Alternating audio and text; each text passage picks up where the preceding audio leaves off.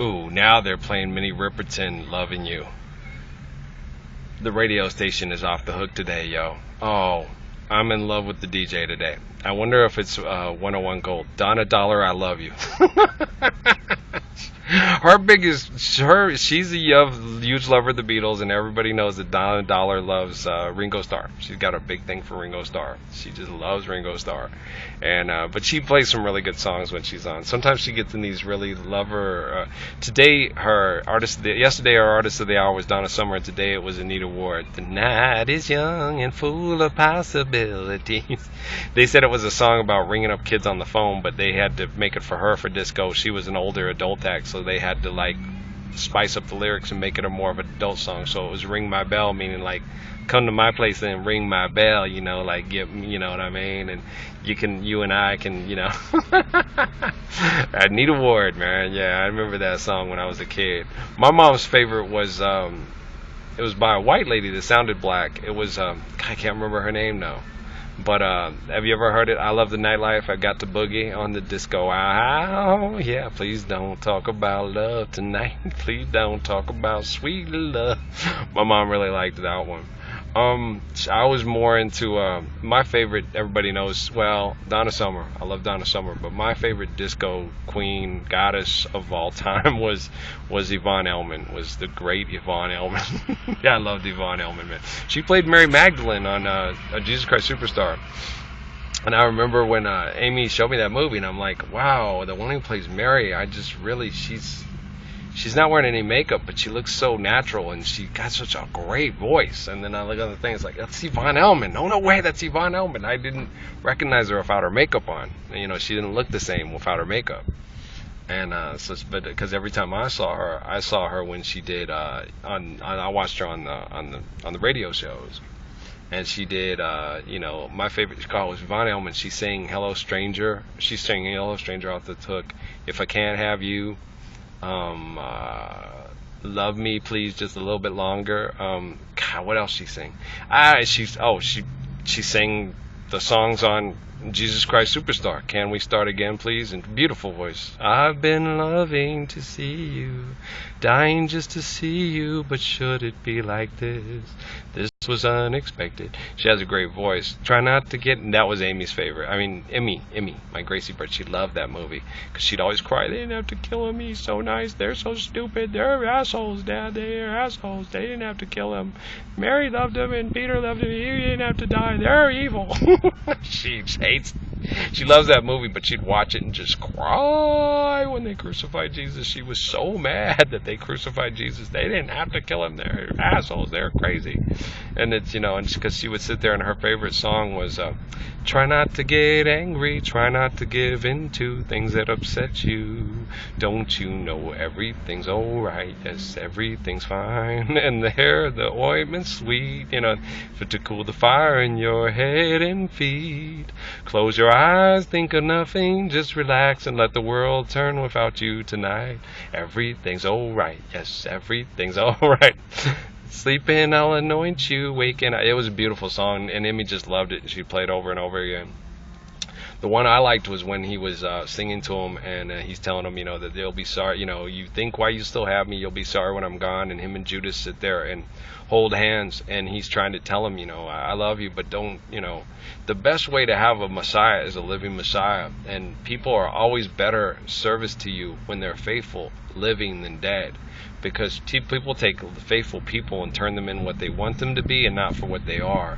And so a Messiah is always better service to you living than dead, because after he's dead you can put your words in his mouth and justify what you do instead of him call you on your lie with truth. So the best Messiah is the living Messiah before you, because the Messiah that came before you that is already dead, you can take your dead words and put him in his mouth and make him into the dead human being that worships the dead like you do, instead of living and loving the life of the living and listening to the gospel of the living that around you. Like Jesus said, let the dead bury the dead and live life among the living and share truth among among each other and live the truth among each other. And if you're unwilling to do this and you're unable to do this, you will be dead like your religion, and your religion will always be dead because you'll never be able to see the life and the living and the God and the truthful speaker, the truthful Jewish speaker before you. You'll always see it as the one before you that you didn't know and claim to know.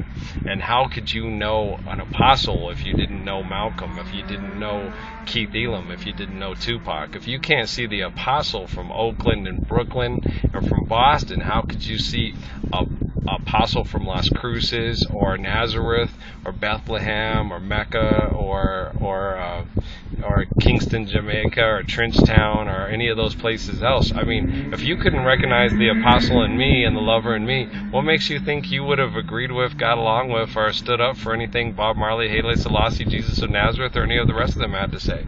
If you can't believe in life is more valuable than money, cars, bars, and wars, then you're nothing but a bought and sold little scripture selling whore that needs your table turned on your head and your ass whooped and run out in the street for the liar that you are.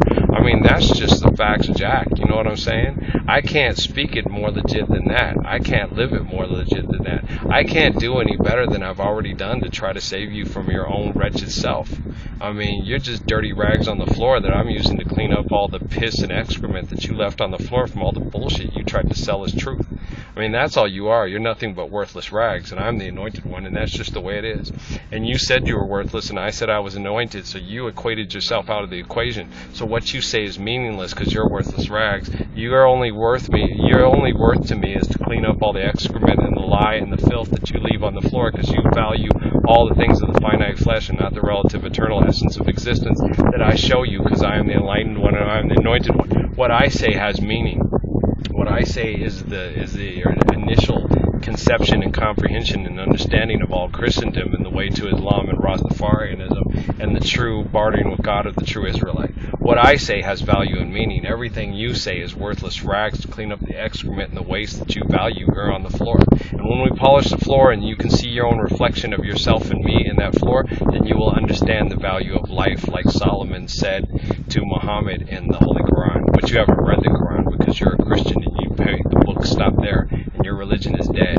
And every time you kill a prophet or a prophet passes on, you try to put him in a book and create his book into the religion, instead of have the religion of life and believe in the eternal essence and the word of God in each living prophet, apostle, and Messiah that comes after each one that's gone, because the voice of God is never mute and the line of the prophets, apostles, and kings of the line of Judea is unbroken.